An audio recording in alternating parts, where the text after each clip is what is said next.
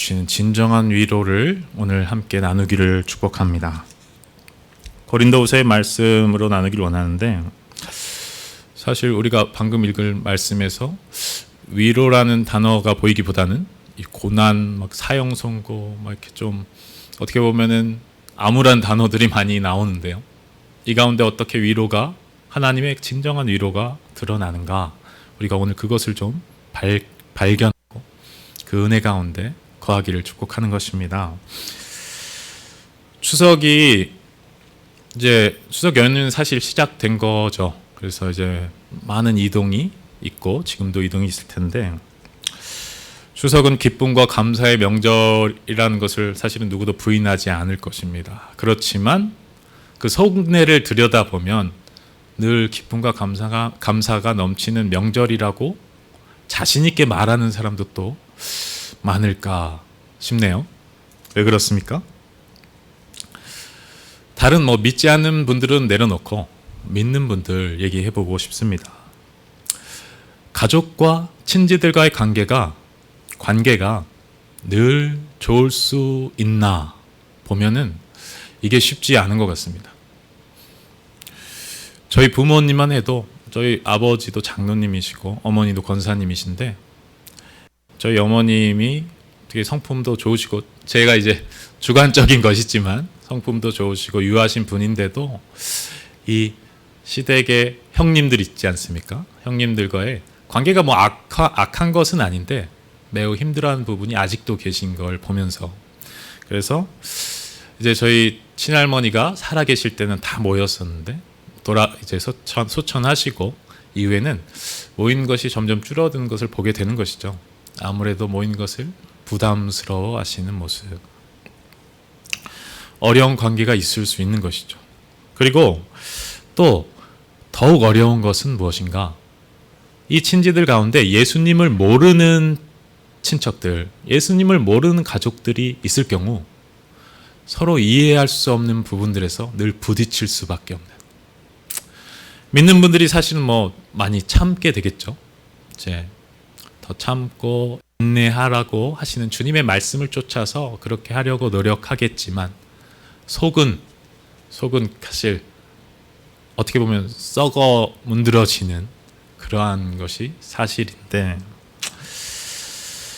그러한 추석 명절을 앞두고 어떻게 보면 조금이 아니라 많이 무거울 수 있는 우리네 마음 가운데, 오늘 저는 하나님의 위로를 오늘 말씀 가운데 경험하시길 축복하는 것입니다. 제가 조금 전에도 말씀드렸지만 8절에서 10절을 읽으면서 막 이렇게 환난, 심한 고난, 살소만 끊어지고 사형 선고를 받고 이런데 무슨 위로가 있는가 했을 때, 이 8절에서 10절까지 말씀하기 이전에 1장 앞부분을 보면은 위로가 계속해서 나오고 있는 것을 우리는 알 수 있죠. 3절 4절만 볼까요? 찬송하리로다, 그는 우리 주 예수 그리스도의 하나님이시요 자비의 아버지시요 모든 위로의 하나님이시며 우리의 모든 환난 중에서 우리를 위로하사 우리로 하여금 하나님께 받는 위로로서 모든 환난 중에 있는 자들을 능히 위로하게 하시는 이시로다. 아멘. 여기서 끝나는 게 아니라 8절 직전 7절까지 계속해서 위로를 얘기합니다. 위로를 얘기합니다. 하나님의 위로를, 환난 가운데 있는 믿는 백성들에게 하나님의 위로가 풍성하다라는 것인데, 갑자기 8절에서 10절은 왜 고난을 얘기하는 것일까요? 이 위로가 구체적으로 어떻게 우리에게 주어진가를 이 8절에서 10절을 통해서 우리에게 말씀하고자 하시는 것이죠. 우리가 그런 측면에서 오늘 말씀 보기를 원합니다. 좀 이 고린도후서 배경을 좀 알 필요가 있습니다. 고린도 전서 후서는 우리가 잘 아시다시피 고린도 전후서 같이 모여 있기에 사실 배경을 잘 아시는 분이 아니면 사도 바울이 쓰신 건 맞습니다. 편집을 맞고요. 그런데 한 1년 정도의 텀이 있는 것으로 학자들은 추정합니다. 그리고 전서와 후서가 형식과 논리적인 측면에서 매우 다릅니다. 왜 그럴까요? 고린도 전서는 매우 논리적이고 교리적입니다. 왜 그래야만 했을까요? 고린도 교회가 어렵다는 소식을 들었을 때 사도 바울이 분쟁이 있고 사도 바울을 사도로 여기는 것을 의심하고 많은 문제들이 있다라는 소식을 들었을 때 사도 바울이 그때 편지를 쓰는 이유는 무엇입니까? 그 문제들이 해결되어지도록 하나님의 복음의 방법을 전하는 것이죠. 그렇기 때문에 매우 논리적이고 정연하며 문제 해결을 위한 복음을 기술해 나갑니다. 그런데 후서는 논리적인 글은 아닌 것으로 우리가 볼 수 있습니다. 왜냐하면 물 흐르듯이 쓰여졌다라고 밖에 표현할 수 없는 글이기 때문입니다. 왜 그랬을까요? 상황이 180도로 바뀐 상황에서 이 글을 써나가고 있기 때문이죠. 고린도 전서를 쓸 때는 고린도 교회의 큰 문제들 앞에 많은 어려운 마음을 가지고 이 문제들을 하나하나 어떻게 하면 주님의 말씀으로 해결할까 고민하며 정말 한자라도 어떻게 보면 이 문제 해결을 위한 실마리가 되길 사모하며 기도하며 써내려 갔을 것입니다. 그런데 이 편지글을 보냈는데 바로 해결이 되어지지 않습니다. 보통 디모데를 통하여 이 전서를 보냈다고 여겨지는데요. 디모데가 돌아와 버렸습니다. 그리고 이 글이 전해졌는데 수습이 전혀 되지 않는 것입니다. 고린도 교회의 문제들이, 분쟁들이 사도 바울을 사도로 여기지 않는 유대인 거짓 교사들의 무리들이 오히려 더 창궐하는 것이죠. 그 가운데 우리가 고린도후서의 이런 여러 부분들을 보면서 추측하기로는 전서와 후서 사이에 한 번의 편지글이 더 있었다라는 것을 우리는 추측할 수 있습니다. 그것을 보통 학자들은 눈물의 편지다라고 생각합니다. 왜냐하면 전서를 보냈는데, 고린도 전서를 보냈는데 문제 해결을 위한 정말 고심하여 쓴 편지를 보냈는데 전혀 변하지 않는 상황, 오히려 더 배척하는 모습. 그 가운데 사도 바울은 정말 이제는 깨어지고 녹아진 마음으로 주님 앞에 기도한 마음으로 편지를 써내려 갑니다. 무엇입니까? 눈물의 편지입니다. 이건 어떤 논리로 해결될 문제가 아니구나. 물론 필요한 글이죠. 우리에게 이렇게 고린도전서 귀한 글로 남아있지 않습니까? 성경에 이렇게 포함되어서. 그런데 고린도 교회의 문제를 해결하기 위해서는 분명한 기도와 눈물이 필요했다라는 것이죠. 그리고 그 눈물의 편지를 들고 간 디도를 통해서 정말 어떻게 되었을까? 정말 걱정하고 기도하며 기다린 고린도후서에 보면은 복음을 전할 수 있는 문이 활짝 열렸는데도 이 고린도 교회를 걱정하느라 전하지 못하고 이 디도를 기다리는 사도 바울의 모습이 기록되어 있는 것이죠. 그래서 디도가 돌아왔을 때 어떻게 되었습니까? 그 문제들이 수습되어지고 분쟁이 수습되어지고 사도 바울을 사도로 다시 모시는 일들이 일어나고 있다는 것, 이것이 전해진 것이죠. 사도 바울이 얼마나 기뻤을까요? 얼마나 감사했을까요? 그 기쁨과 감사에 충만하여 정말 그 감격대로 써내려간 글, 그것이 고린도후서라는 것이죠. 그렇기 때문에 상황이 완전히 달라진 상황 가운데 이 글은 써내려갔고 사도 바울이 기쁨과 감사 가운데 충만하여 고린도 교인들을 사랑하는 마음으로 정말 어떻게 하면 무엇이라도 하나 더 줄까, 이런 마음을 가지고 써내려갔다라는 것, 우리가 이것을 염두에 둔다면 오늘 1장을 시작할 때 왜 사도 바울이 위로를 이렇게 얘기하면서 그리고 그 위로의 방법이 무엇인지를 얘기하고 싶어 했는가, 우리는 알 수 있는 것이죠. 결론부터 좀 말씀드리자면 이 위로는 어떠한 위로냐면 고난 중에도 하나님만 의지하게 하시는 이 위로라는 것, 이것을 우리가 분명히 먼저 알고 함께 나아갔으면 좋겠습니다. 고난 중에도 하나님만 의지하게 하시는 이 놀라운 위로. 방금도 말씀드렸었습니다. 분쟁이 있었고 여러 가지 어려운, 세상에서도 일어나지 않는 죄를 지은 일들, 그래서 서로 싸우고 자기 의를 내세우고 다른 당파를 몰아내려고 깎아내리려 했던 모습들, 그런 것들이 봉합되어지고 있다. 그런데 아직도 이 유대인 거짓 교사들은 그곳에 있었습니다. 이 유대인 거짓 교사들은 무엇을 가장 깨트리려고 했냐면 바울 사도의 사도성입니다. 바울 사도가 어떻게 하나님의 사도냐?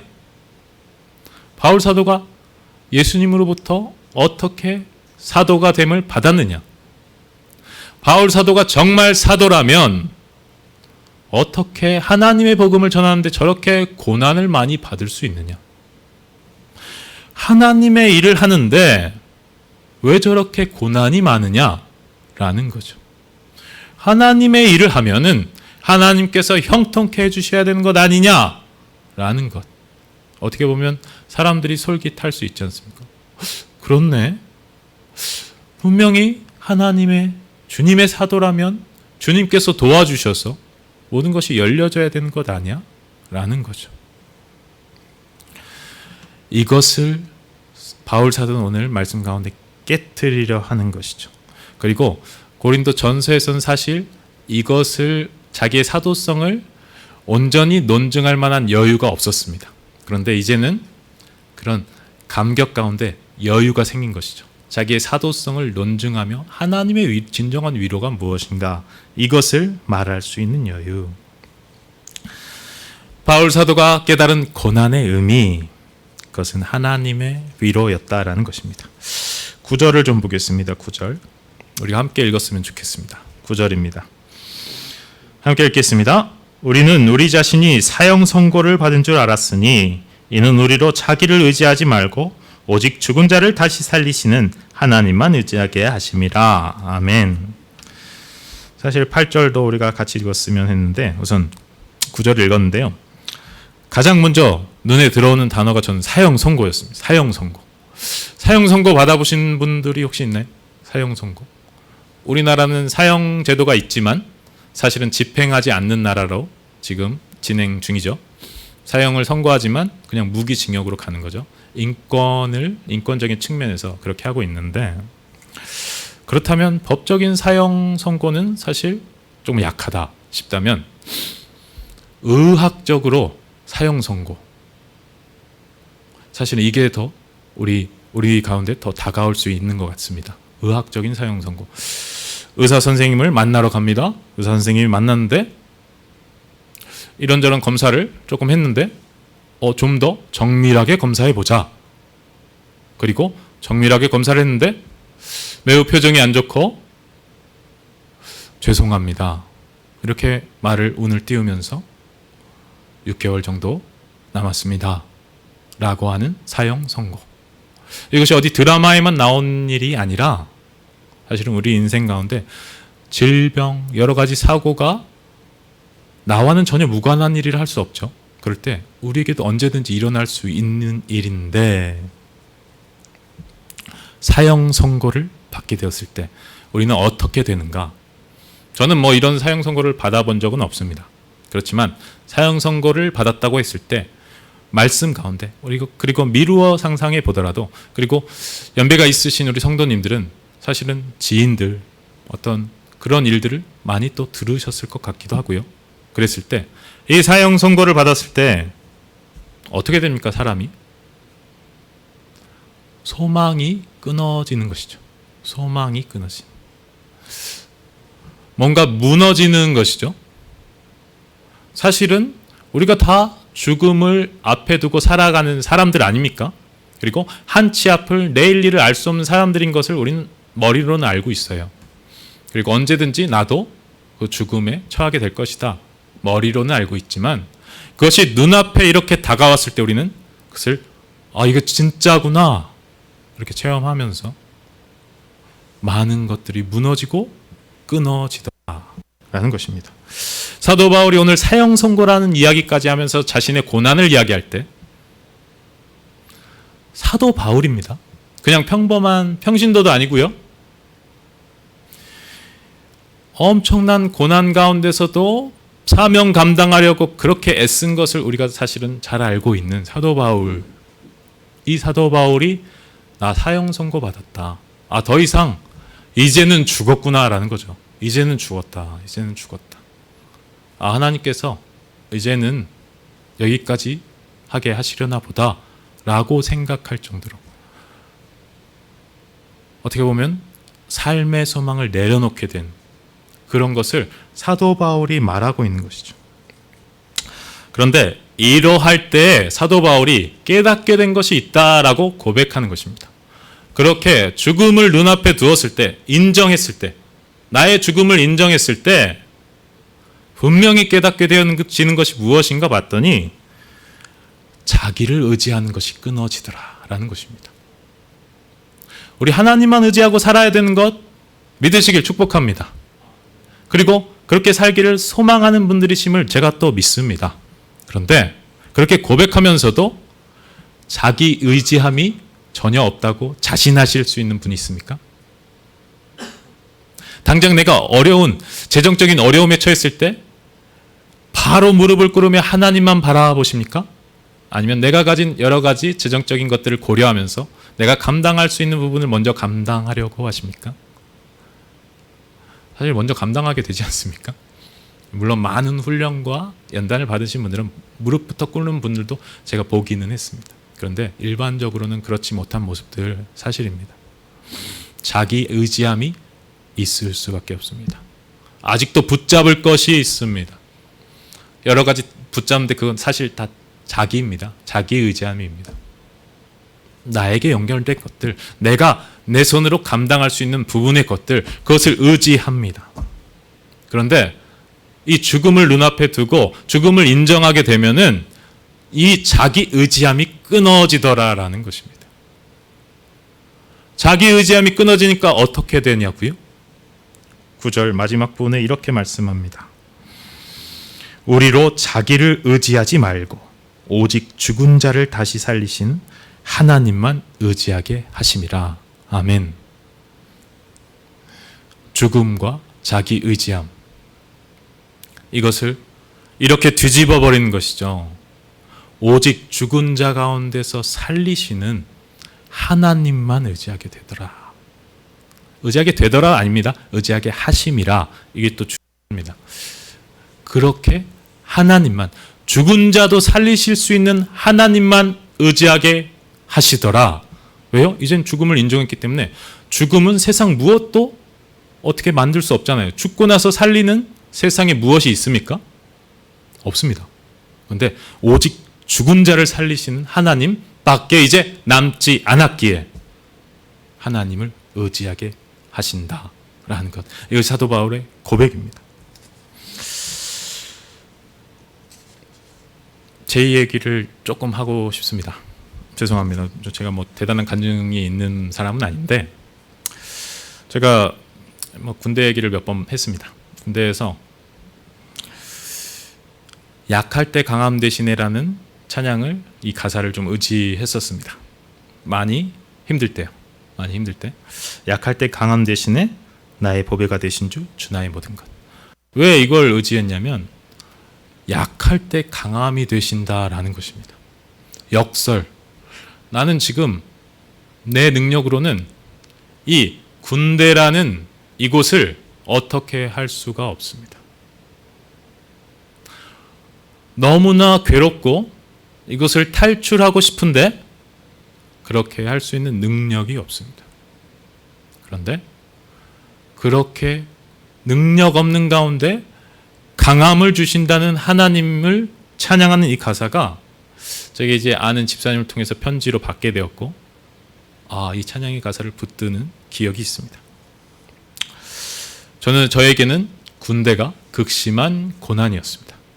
물론 뭐 죽음 앞에 서신 분들 앞에 내세울 만한 그런 고난은 아니지만 저의 인생을 통틀어서 군대라는 곳은 정말 암흑과도 같았습니다.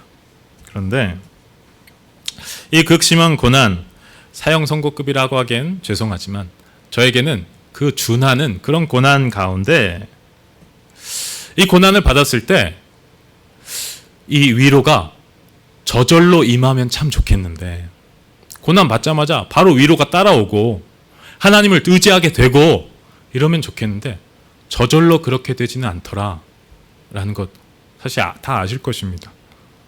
저는 군대 가운데 주님만 의지하게 하시는 하나님을 좀 경험한 기억이 있습니다. 방금 말씀드렸던 이 찬양의 가사, 이 어떻게 보면 편지를 통해 온 이 찬양의 가사가 또 힘이 되었고, 소대장이 크리스찬인데 좀 날라리 크리스찬이라고 할 수 있었습니다. 그런데 이 소대장님도 본인이 날라리 크리스찬이라고 말은 하면서도 이 군대 가운데 많이 힘든 것이 있었던 것 같습니다. 제가 소대 본부였습니다. 그러니까 무전병이죠. 소대장과 늘 함께 해야 합니다. 훈련을 나가서 늘 소대장을 따라다닙니다. 그럴 때 소대장이 저에게 시켰던 것이 있습니다. 그게 뭐냐면 복음성가를 좀 불러달라, 행군하면서 저한테 그런 요청을 하더라고요. 제가 이제 믿음이 되게 좋은 사람으로 그 소대와 중대에 소문이 나가지고, 실제로 그랬던 건 아닌데 그렇게 소문이 나가지고 소대장이 복음성가 그럼 많이 알겠네. 그래서 옆에서 행군이 매우 지루하고 힘든 시간이 되는데 저한테 옆에서 찬양을 좀 불러라, CCM 복음성가 좀 불러라 하더라고요. 그래서 기억나는 대로, 뭐 군대에서는 명령이잖아요. 명령. 뭐 뺄 수도 없고. 기억을 진짜 짜냈습니다. 짜내서 막 찬양을 옆에서 부른 기억이 있습니다. 근데 소대장뿐만이 아니라 저도 은혜가 되더라고요. 그 행군이 힘들지 않았던 건 아닙니다. 힘든데 은혜가 함께 하더라고요. 그리고 소대장님이 매우 성격이 안 좋은데도 관계가 나쁘지 않았습니다. 물론 막 안 보이는 데서는 욕도 하고 그랬지만 그래도 소대장님과 관계가 좋게 마무리할 수 있었는데, 무엇입니까? 먼저는 이 찬양, 그리고 찬양이 사실 곡조 있는 기도라고 할 때, 말씀을 찬양으로 만든 것이라고 할 때 이 말씀이 함께 해야 되더라. 사실은 저는 미약한 믿음을 가진 존재였는데 이 군대라는 어려운 고난의 시간 동안에 하나님께서 찬양을 이렇게 붙들 수 있는 기회를 어떻게 보면 주신 것이죠. 이런 은혜를 경험했었던 것이죠. 그리고 하나 더 있습니다. 바로 예배입니다. 예배. 이것이 저에게는 군대가, 사실은 그 군대가 정말 안 좋은, 어떻게 보면 부대였는데 훈련은 많고 사람들은 거칠고, 그래도 다시 군대 가라면 가기 싫지만 그 부대를 갔기에 제가 주님을 믿음이 자랐다 이렇게 인정하게 됩니다. 감사를 돌릴 수밖에 없는데, 무엇이냐면 몇 번 얘기했던 것 같기도 한데요. 성경책을 하나 들고 갔었습니다. 청년들이 사줬던. 그리고 그 성경책을 상병이 발견합니다. 그 상병이 성경책을 보더니 저에게 말합니다. 네가 절실한 기독교인이냐? 대답하기 쉽지 않은 질문 아닙니까? 근데 그때 뭐 이등병 완전히 얼어 있는데 뭐 다른 구구절절한 설명할 수 없습니다. 예, 그렇습니다. 그랬습니다. 절실한 기독교인입니다. 근데 사실은 그때 절실하긴 했어요. 너무 힘들어서 절실했습니다. 절실한 기독교인인지는 모르겠지만 절실했습니다. 절실한 기독교인입니다 했을 때, 오, 그래? 그 상병이 말하는 거죠. 절실한 기독교인 처음 봤다고. 그러면서 너는 교회, 종교행사라고 군대에서는 부르는데요. 교회 다 보내주겠다. 이등병 동안에. 자기가 상병 선임을 하는 동안에는 너는 예배 다 보내주겠다. 이러는 겁니다. 뭐, 예, 알겠습니다. 감사합니다. 하는 거죠. 근데 그 상병 선임은 진짜 자기가 한 말을 지키더라고요. 예배를 다 보내는 겁니다. 주일에 2번 갈 수 있거든요. 오전, 오후. 주일 오전, 오후를 다 보내고 수요일도 종교행사가 있어요. 수요일도 보내는 겁니다. 매우 힘들었습니다. 왜냐하면 수요일 저녁은 청소해야 됩니다. 이등병들 같이. 일병들 같이 하거든요. 그런데 쟤는 뭐라고 계속 빠지나. 왜냐면 교회 갔다 오면 청소 시간 다 끝나거든요. 주일 오후에 할 일이 많습니다. 소대 정비해야 되고, 뭐 이등병들 배워야 되고, 일병들 함께 하면서 배울 거 많은데, 그때 오후마다 빠져서 교회 가는 겁니다. 그때는 매우 사실은 눈치 보이고 부담스럽고 상병님한테 한 번만 가게 해달라고 말할까. 근데 그럴 용기도 없어서 그냥 다 갔습니다. 그리고 매우 절실했기 때문에 가면은 좋았습니다. 일단 군대를 빠져나간다는 거, 예배를 드리는 것 자체가 좋았다기보다는 군대를 빠져나가서 교회를 간다는 것 너무 좋았습니다. 그렇게 군생활을 하면서 이제 제가 상병이 되죠. 매우 바빠집니다. 그런데 그렇게 살아온 게 있으니까 소대원들 눈치가 보이고 그래서 교회를 빠질 수가 없습니다. 좀 빠지고 일을 해야 되는데 교회를 빠지지 못했습니다. 그리고 병장 때는 정말 편하죠. 내 마음대로 할 수 있습니다. 근데 병장 때도 나를 보고 나와 함께 했던 나의 맏 후임들이 이제 상병되고 이제 병장 초임들이 되어 있습니다.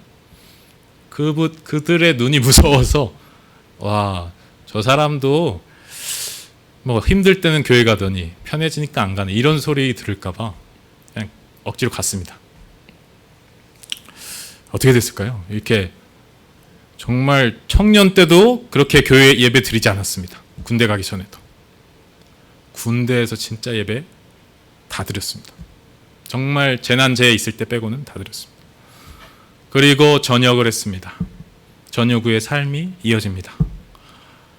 전역하니까 매우 해이해지고, 그 가운데 조금 이것은 약간은 어떻게 보면은 오해하실 수도 있어서 말씀 한 번도 드린 적이 없는데, 전역한 이후에 이제 청년 예배를 드리려면은 이제 점심 먹고 한 1시, 2시 가는데, 이제 청년 때 섬기던 교회로 나가서 가는데 게을러지는 거죠. 주일에 늦잠 자고 한두 번 빠진 겁니다. 예배를 빠진 겁니다. 군대에서도 안 빠졌는데 제대하고 전역하고 예배를 빠진 겁니다. 그리고 한 3번째인가?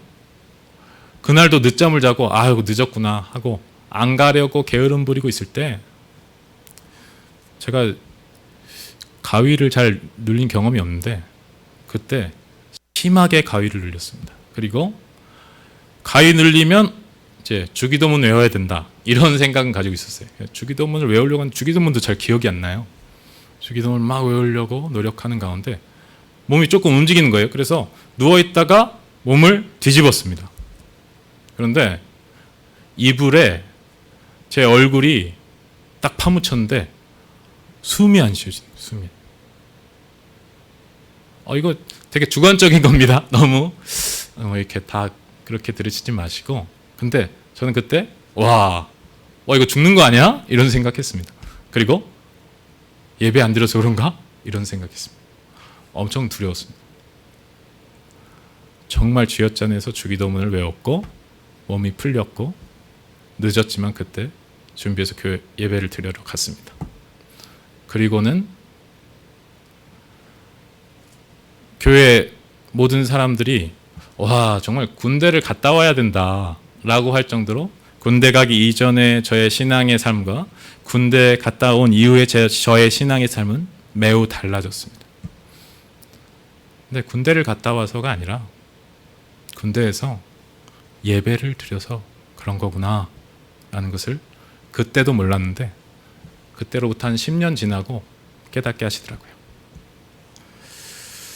제 장황한 얘기를 드려서 죄송합니다. 그런데 예배가 제가 군대 있을 때 예배 엄청 신실하게 드린 것 아닙니다. 정말 탈출하고 싶어서, 이등병 때는. 그리고 상병 병장 때는 억지로 이제 막 겉과 속이 다른 사람처럼 보이기 싫어서 그렇게 드렸는데, 그렇게 드려졌던 예배가 믿음을 자라게 하더라. 저의 주관적인 경험입니다. 그리고 하나님께 감사하는 제목입니다.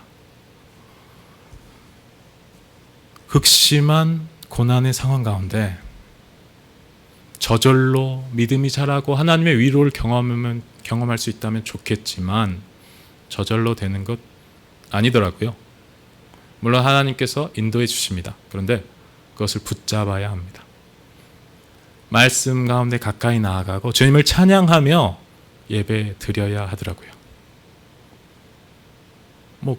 신실하게 은혜 가운데 예배 갔다 왔더니 너무 충만하다, 오늘 예배 정말 잘 들었어, 이런 거 많지 않았더라도 예배를 드려야 되더라고요. 그랬더니 어느 순간 내가 변해 있는 것을 다른 사람들이 말하더라고요. 저는 깨닫지 못했는데 다른 사람들이, 주위의 사람들이 말하더라고요. 구체적인 방법이라고 저는 생각합니다. 극심한 고난의 상황 가운데 바울 사도는 어떻게 하셨을까요? 사형 선고, 죽음이 임박했구나 했을 때 이 부족한 자는 하나님께서 사실 거의 떠먹여 준 것이죠. 떠먹여 주신 거죠. 사도 바울은, 그 훈련되신 분은 그 죽음의 과정, 고난, 사형 선고 가운데서도 말씀, 찬양, 예배 놓치셨을까요? 더 하셨겠죠. 감옥에 갇혀도 찬양하시는 분 아닙니까? 그 찬양으로 감옥문이 열리는 놀라운 역사를 경험한 그런 분 아닙니까? 나를 의지한 것이 내려놓아지고 하나님만 의지하게 하는 이 놀라운 변화가 이 극심한 고난, 사형 선고라고 부를 정도의 고난 가운데 허락되어지더라 라는 것입니다. 그래도 우리는 고난은 싫습니다. 고난은 두렵죠. 그런데 믿는 사람뿐만이 아니라 모든 인생 가운데 고난이 닥쳐옵니다. 그리고 그 고난 가운데 정말 사형 선고급 고난 닥쳐올 때가 있습니다. 그럴 때 믿는 자들 이것을 어떻게 받느냐? 사도 바울 사도의 이 말씀 가운데 위로를 주시려, 진짜 위로, 진정한 하나님의 위로를 주시려 이 고난을 허락하셨구나. 아직도 나는 나를 의지하고 있었구나. 이것을 내려놓게 하시고 이제는 죽은 자를 살리시는 하나님만 의지하게 하시려 이 고난을 주셨구나 라는 것, 이것이 우리 안에 있을 수 있으시기를 축복합니다. 말씀을 맺겠습니다. 우리 10절을 한번 같이 읽겠습니다. 10절입니다. 함께 읽겠습니다. 그가 이같이 큰 사망에서 우리를 건지셨고 또 건지실 것이며 이후에도 건지시기를 그에게 바라노라. 아멘. 하나님 의지하게 하시니 이 사형 선고급 고난에서도 건져 주십니다. 뭐라고 고백합니까? 바울 사도가 이같이 큰 사망에서 우리를 건지셨고 과거에 건져 주셨다는 거죠. 많은 고백이 있으실 것 같습니다. 사형 선고급 고난이 아닐지라도 우리 삶에 고난이 없을 수 없죠. 우리 젊은 청년인 진이나 건이도 고난이 있을 것입니다. 그 고난 가운데 건지셨던 하나님이 함께 하셨음을 믿으시길 축복합니다. 이것을 기억하고 계속 고백할 수 있는 것입니다. 이같이 큰 사망에서 우리를 건지셨고 또 건지실 것이며, 지금 혹시 고난에 처해 계십니까? 이 고난이 너무 힘들어 어떻게 보면 좌우 사방 위아래 다 막힌 것 같고 하나님도 응답하시지 않는 것 같고 이런 고난이 있으십니까? 하지만 건지셨던 주님께서 건지실 것이며 현재의 고난에서도 하나님 의지하십시오. 건져 주실 것입니다.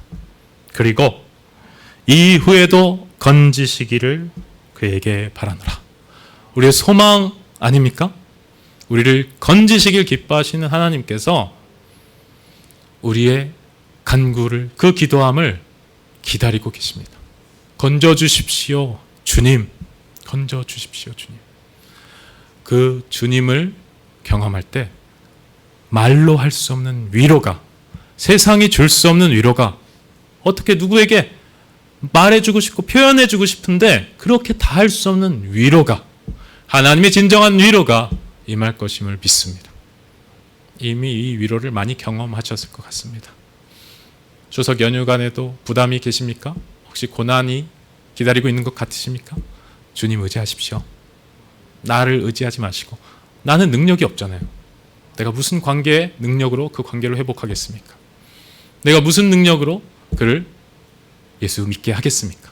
다만 예수 믿는 자로 서 있고 주님 의지하며 나아갈 때 모든 일을 합하여 선을 이루실 우리의 소망 되신 주님만 의지하시기를 간절히 축복합니다.